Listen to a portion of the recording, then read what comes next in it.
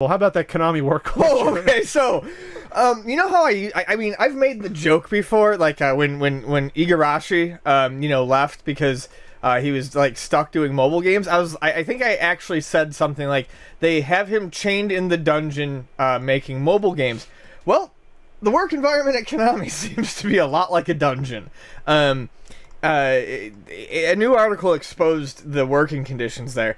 I mean, number one, employees are constantly monitored with surveillance cameras. You have a special card that you use to check yourself in and out of your lunch break, and if you exceed your appropriate amount of lunch time, you are named and shamed publicly. You cannot have your own email address. That's really weird. So like, if you're sales, right, and you have to have access to the outside world, they randomly assign an email address based on numbers, just numbers, and they change it every 4 months, 3 to 4 months. Must be harder for business cards. You gotta get new business cards every few months. All right, I'm sales 5485 at Konami.com. Yeah, right.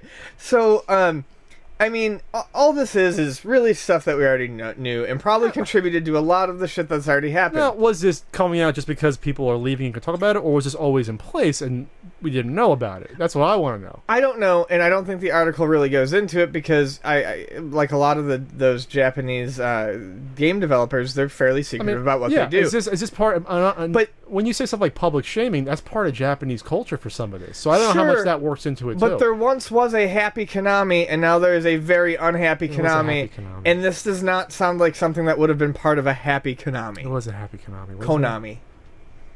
So, I mean, I don't know what else to say. It's just more in a long chapter of crap. You know, there's a timeline that someone published of the basic events, and it's just like when you read it, it's so sad. So within like 4 years, it's within. What? Within 4 years, the company's almost fallen apart, it sounds like. Even less. I mean, just from March, Kojima expected to leave. Konami wants new staff for next Metal Gear game. Kojima ensuring people he is involved in Metal Gear Solid 5. Kojima Station suspended indefinitely. PT removed. Konami voluntarily delists itself from the New York Stock Exchange, and then Silent Hill's canceled, and I mean that's it. I really, and the thing is I've found myself not purposely playing a bunch of Konami games lately, like not even trying. I just realized I'm like, oh, this game is great. Oh, it's Konami, and oh man. You're allowed to like it. I mean, I do like it, but it's just like, it's not like watching a Roman Polanski movie by accident. It's Konami. I mean, I know it is, but what I mean is it's not because it's Konami. It doesn't make me dislike it. What I'm trying to get at is it's like just seeing something that was great, like, and then you have what you have now, and you still have what was great, but it's just sad to see that side of business. Yeah, it's interesting because it's the first time we're seeing like a big game developer implode in the social media age, because when like Jalico went under, and companies like Taito or even like Hudson Soft, it wasn't as public as it is now. Right. Now it's like in your face. And Konami still has gambling. I mean, they're gonna make money, but that doesn't make it better for me because they're still shitting all over what made them, which was video games. Yeah, I worked in shitty work environments. I worked for one company where you couldn't surf the net at all. It was like, no wonder people have all smartphones now. You can surf the net on your phone. I never thought about that. You can get away with it now. If I worked in a cubicle still, you can just have your phone and go online. Beep, boop, beep, how the fuck are they going to know? Yeah. I don't know. By the way, working in a cubicle is just dehumanizing. It's just the worst possible thing you can do.